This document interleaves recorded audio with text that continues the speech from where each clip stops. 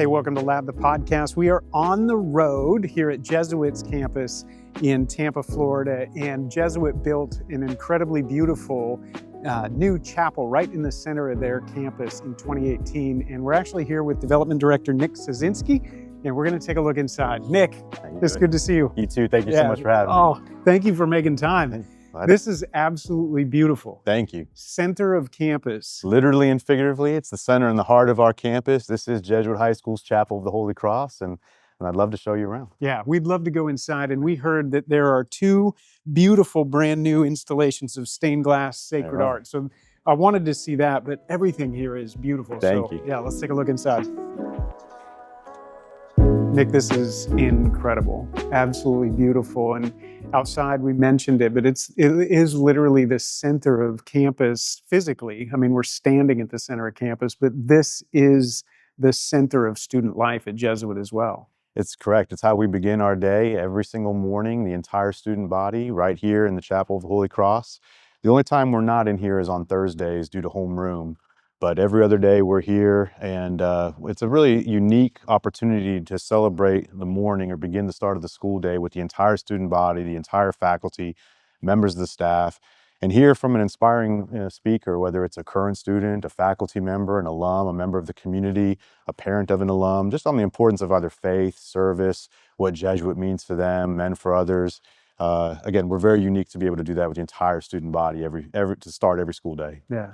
I can't imagine being a young guy coming to school here every single day, and sometimes probably completely unaware of what's happening to you. But Catholic education, I think I've had so much respect for just the attention, not just to the mind, but to the immersive experience of how people learn, how we are shaped, how we're formed. And it's happening the minute that you walk in. Talk a little bit about the intentionality, because you built this in 2018. Correct. And when this was constructed in 2018, you were pretty deliberate to put some specific pieces in place. Just talk about a few of those pieces, and we'll make our way up front. Absolutely. So this really stemmed as part of our strategic plan that we rolled out in the mid-2000s, or excuse me, 2012, 2015, that really focused on the first priority of our Catholic Jesuit identity. So we wanted to make sure that we were recognizing that identity in a meaningful way. So the paintings that surround the perimeter of the chapel are Jesuit saints and martyrs throughout history. The painting behind the altar of St. Ignatius, the founder of the Jesuits, at the foot of the cross, where he hears the words spoken to him, "I'll be favorable to you in Rome." Those are iconic parts of our Jesuit identity. And when you spoke earlier about the importance of Catholic education and the formation of the total student, nobody does that better than Jesuits. The Jesuits have been doing that for 500 years, and we're very fortunate to have Tampa have a school here in the area since 1899.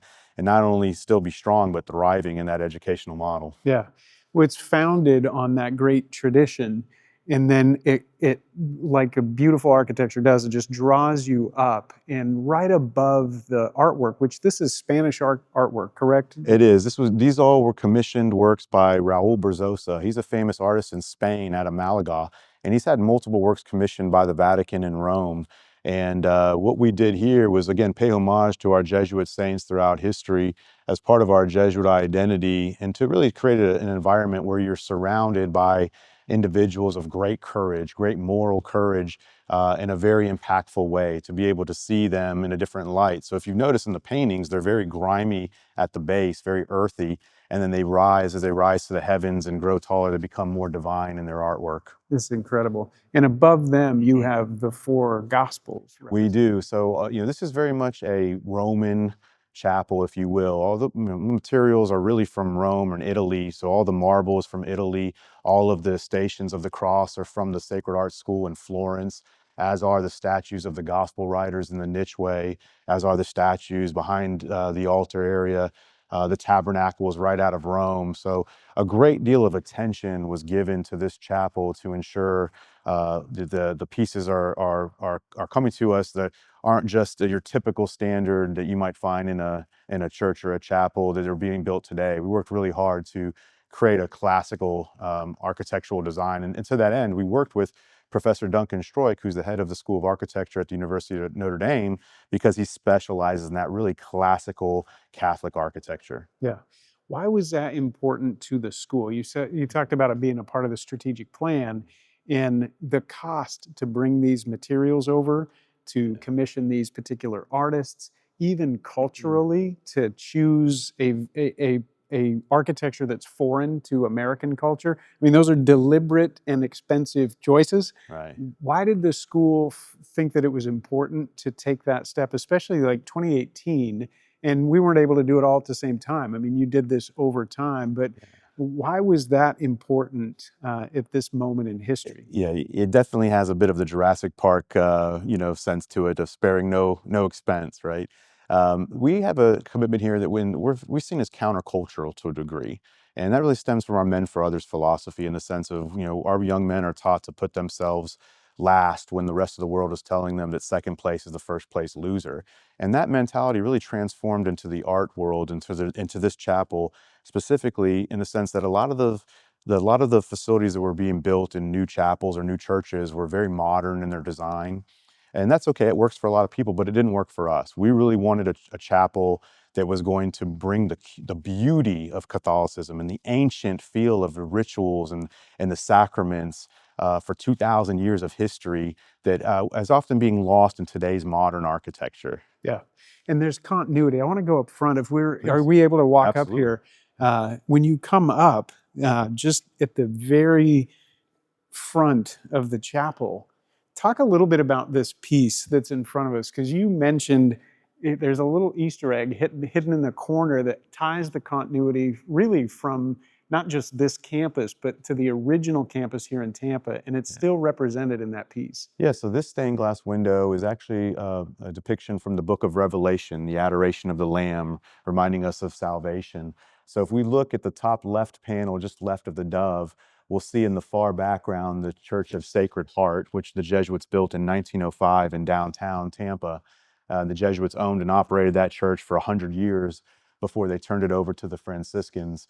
But then we also incorporated a couple of other well-known Jesuit churches throughout history, the Jesu, the Jesuit Mother Church in Rome, and then there's the St. Barome, the parish of the Immaculate Conception on Barone Street in Louisiana, which used to be the Jesuit headquarters for 100 plus years. So it was a great way to pay homage to our history in the present sense. It's incredible. We say it like every time we have these conversations. Winston Churchill said, first we shape our buildings and thereafter they shape us. Amen. And to sit here as again, 16-year-old kid, 17-year-old kid, you have no idea that that is drawing a line all the way from the history of God's people and salvation, all the way to the early days in Tampa when a church is formed, and then as the development takes place to build and nest this place. That the value and the impact of shaping kids with that level of intentionality is beautiful just in the scope of education, but here it's sacred art, and there's a completely different story being told or other level to the story. This piece does that explicitly. Talk just a little bit about this beautiful piece above us. Thank you. So this structure is called a tester, and they're predominantly found in European churches. And they're really meant to create the awareness of the connection between the Holy Spirit and the altar, which why you see the dove underneath the tester there. And the gold leaf that surrounds that was all painstakingly done by hand. I came in and watched them meticulously place that gold leaf, and it was not easy to do, especially at that height and at the level of gold leaf that it required. Yeah. An artist asks us to pay attention. And I think that's what that does. You just look and you go, that's inviting me to pay attention. And I may not even know. You mentioned that a lot of the kids who come to Jesuit, they're not Catholic in their upbringing. That's About not a part of their 25%. tradition. Yeah, about 25% of our students are non-Catholic. However, we do have a very strong OCIA program that brings about 20 or so students into the faith each year as part of that faith formation program. So we're very proud of that. Yeah.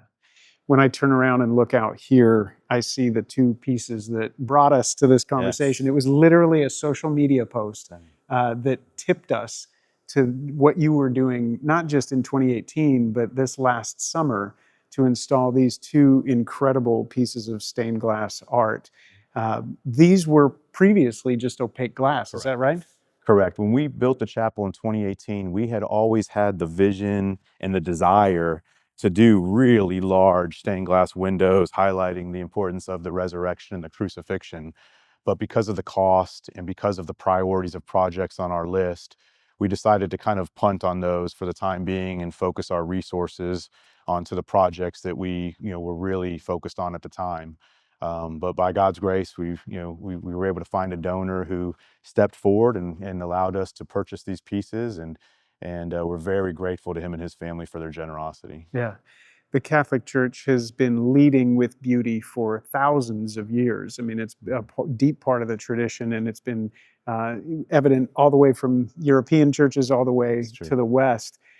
Pieces like this are really, really rare. You mentioned that these are some of the largest stained glass in the entire country. I believe so, yes. So the company that did this for us is the same company that did all of our stained glass windows in this chapel, Conrad Schmitt, and they're out of Wisconsin. They're one of the oldest stained glass manufacturers in the country, still in existence. And they indicated to us these were among the largest that they'd ever done. So another feather in the cap for Jesuit Tampa. Yeah, what a stunning just bookend for your experience. We celebrated Mass with you this morning, and we were here watching this entire room be filled with students, bookended by the crucifixion and the resurrection. And again, just what's shaping them, whether they're aware of it or unaware of it, even the walls and the windows are preaching the cost to do something like that. When you think about the return on investment, I think about people. I think about a young man who maybe is lost and doesn't know who he is, doesn't understand his identity, his dignity, and over his time at Jesuit becomes aware of who God's made him to be. If you try to put a quantity or a price to that, there is no price. Right. It's transformational. Yeah, it's transformational. So that there's no number you can put to it, but to choose to put art like this in a modern building is rare, partially because of the financial investment. What was the cost to just put those two pieces, not the chapel itself? Yeah, just these two pieces was roughly $2 million. So it's not cheap. What we found by the addition of these pieces is that it not only beautifies the sacred space and enhances the sacred space, making it even more beautiful, but as you can see, that it's done in memory of the donor's deceased wife. And it becomes a great way to leave a legacy, right? And pay homage to the life that she lived and the family that they built together for generations of Jesuit students and parents and alumni and all of the different guests that will come into this chapel for baptisms and weddings and other ceremonial opportunities. It's beautiful. We talk a lot about the disenchantment of the Western world and just the moment that we're in, and how important it is for a new generation of philanthropic contribution to be directed toward the arts. And so that's what hit me when I saw this. I thought there's an extraordinary call on a person's life, and I think a particular attention to the moment that we're in to say yes to a project like this. Agreed. That will be here for, God willing, hundreds of years. Absolutely. Yeah. And the donor did express some hesitancy when we were going to publicly announce this gift. He was kind of leaning towards anonymity and, really trying to get him to understand that, we announce transformational gifts to athletics or to the sciences or to other areas, but we had never really announced a transformational gift to the arts, and how important that was to elevate the arts, especially sacred art, as a priority for donors to be able not only to support, but to help us to enhance as part of our Catholic Jesuit identity. Yeah. And after he thought about it for a little while, he agreed that it made sense. And again, we're so grateful to the Higher family for allowing us to do that. Yeah, it's incredible. Well, one of my favorite stories is of a monastery that commissioned Da Vinci to paint the Adoration of the Magi. And he started sketching it with pencil. And partially through his sketching, they ran out of money, and Da Vinci had to go take some other work. And that piece is now an unfinished Da Vinci, which it's still beautiful, it's still magnificent. But for me, it was a reminder of how important that partnership is with people who invest in the arts. And what would it have taken to move that Da Vinci piece one step further? And that gap exists. And so this family made it possible for these artists to direct their attention towards the greatest story ever told. Great. And put it right here. Absolutely. You're a Jesuit graduate. So before we get out of here, I don't want to eat up too much of your time, but I want to talk to you about your story. Right. And the way that being in an environment like this impacted you. You now have kids who get to participate in this type of environment. So if you're up for it. Absolutely. All right. Nick, what an incredible gift to get to be a part of that kind of transformational giving that makes experiential economies like this, immersive experiences like this possible for kids today. I mean, it's just, I'm sitting here marveling at being bookended by these two extraordinary pieces. And I'm thinking about every kid who walks through those doors. And that was you not too long ago. You walked through those doors. You came as a freshman to Jesuit? I did. I came in the fall of '94, so it wouldn't have been this chapel that I walked into as a freshman, but I do remember the first time that I came into this chapel through those doors, prior to the dedication. And I remember literally pausing, getting a bit teary-eyed, knowing the hard work that went into making this dream possible and how beautiful the end result really was. Yeah.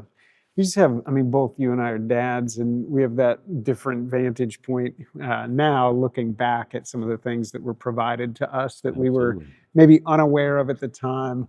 When you were on campus as a freshman, I'm thinking about all these young men that I saw today. Were you aware of how extraordinary the investment was that had been made for you to be able to be educated in an environment like this? Did it hit you or? Probably not. No, I don't think that that type of understanding really happens probably until we graduate. Sure. And we hear from alumni throughout the year who will come back and speak to the students, kind of reiterating that same thing, is that you may not appreciate it now, but you will. Yeah. And that I can fully attest to. Yeah. Was there a moment in your journey at the school where you did become aware of even maybe the power of art or architecture? There was something that this place provided you that wasn't just intellectual, wasn't just an academic exchange, but Mhm. but something happened, and that again, back to Churchill, first we shape our buildings and thereafter they shape us. Can you go back to a moment? It may have been a baseball field or. Well, the campus looked very different when I was a student here. This transformational campus that you are able to experience today really didn't, take place until 2010 with the completion of the Higher Park Family Baseball Park. But I can say this: when I was a student here, I knew that our chapel was literally and figuratively the center of our campus then. And knowing that every time we walked into that sacred space, it was a place of worship and it was a place of reverence, that always stood out to me for sure. Yeah. I think that's one of the things about great university campuses, the great campuses of the world that have chapels at the center, and that older idea that that light gives light to all of the other sciences. And so Does. without a theological vision, that you can't rightly think about all of the other disciplines that are happening surrounding this space. And we're probably, I mean, there's no way I would have been aware of that as a high school Yeah. kid, but It's a tall ask. yeah, there you go. But I mean, we came to a football game the other night, and as we walked through campus, in every direction that you look, there is something saying the story is much bigger Mhm. than a football game. The story is much bigger than a bridge. The story is much bigger than a parking lot. Everything is lifting your eyes in some way to that sense of transcendence. You even included that in the new scoreboard on the football field. I mean, it's very directly the same kind of testimony that the chapel is making outside, etched in the building, is on the football field as well. Mhm. Why is that continuity so important? When you think about a strategic plan, the investments that are being made, whether it's here or on the football field or in the arts, there's one story being told. That's a great question. I'll probably give credit to that to our president, Father Joseph Doyle, who really is the one who created a lot of the early transformational additions to campus. He erected the bell tower that stands on Himes Avenue, and it was very important to him that when we built anything that it had a religious reference incorporated into it. His thought process was if one day the school was to ever no longer become a Catholic school, that they would have to tear it down because of the iconography that just permeates through the campus. Hmm. So, he's built the bell tower. If you notice in our window of our baseball park, there's a cross that sits there. There's even a line, the first line of the alma mater, in brick engraved at the floor of the Tiger's Den, where the football players run out before each game, as a way of reminding them who it is that they're playing for. So I'll give credit to Father Doyle for those types of incorporations. Yeah. Absolutely. It's, I mean, again, back to having a theological vision for education. I think this is what's so important to us when we think about our moment and the two great crises of our time. People broadly have said a crisis of meaning and a crisis of connection. We don't know what our story is as people. We're losing that. And that was, even if we debated that broadly, we knew there was something beyond us pulling us together, that we were nested within a meaningful story. That has been erased in so much of culture. And because of that, we've lost connection with each other. We don't know who we are. We don't know what it means to be a community. And so in these two great crises, you have someone like this figure who says, there is a different story, and it's a story that binds us all together. And you feel that. I felt it this morning when you come into an institution that isn't just doing great baseball stadiums, great football stadiums, great science wings, but there's a sense of continuity and cohesion with a bigger story, a bigger narrative. There's something that happens in your body. There's a sense of peace that I think just comes to you because you're nested within something meaningful. You come day in and day out with young kids that are coming to this school from a variety of different backgrounds and stories. What are you seeing as the impact to them in our moment? When they come through the doors as a freshman, what's the transformation that you see that's greatest as they're nested within an environment that's directly countering those two great crises? You hit it on the head when you said transformation. It is transformationally life-changing. And again, I really need to go back also and give credit to Father Hermes, our most recent president, who is one really responsible for the creation of this chapel. He created the baseball park, he created the Gonsmart Hall and the Oliva Courtyard and the Arts Center. And it was these opportunities that weren't previously available to our students that he saw the importance of the investment, and to be able to go out and very aggressively fundraise with me to ensure that we had the support to do that, because this school is changing the trajectory of their lives. I mean, we have, again, 25% of our student body is non-Catholic, but we'll have about 20 or 25 kids every year who will enter the faith because of the faith formation program that they're receiving here through pilgrimages, through service opportunities, immersion experiences, peer ministry, retreats. It's something that is very unique to the fabric here at Jesuit High School in Tampa, and it's something that we're committed to not only continue, but to continue to grow and enhance moving forward. Yeah. These kids are nested within an environment that's beautiful, it's good, it's true, it touches all of those classic pillars for formation. Is everyone exposed to the arts as a part of their curriculum? They are. There's at least 1 year they've got to go through and take either a music class, a drama class, or a fine arts class. Some will do more. We just built a brand new art center just 2 years ago, and again, it's got a lot of sacred art in that facility as well. And there's a beauty in art that is often underestimated, and today far underfunded. We've seen a lot of the schools dismantle their arts programs as a whole and focus on other core curriculums for the sciences and the maths. And in doing so, it's a great disservice to the students and their formation. Yeah. I think about those two great crises, meaning and connection, and how the arts helps us imagine that broader story, or at least begin to ask questions about why we are here and what it means to be human, and why is it that you have a crucifixion and a resurrection, and what is that story communicating about us? The power of that story being told day in and day out. The students start their day here, and once a month they come in here.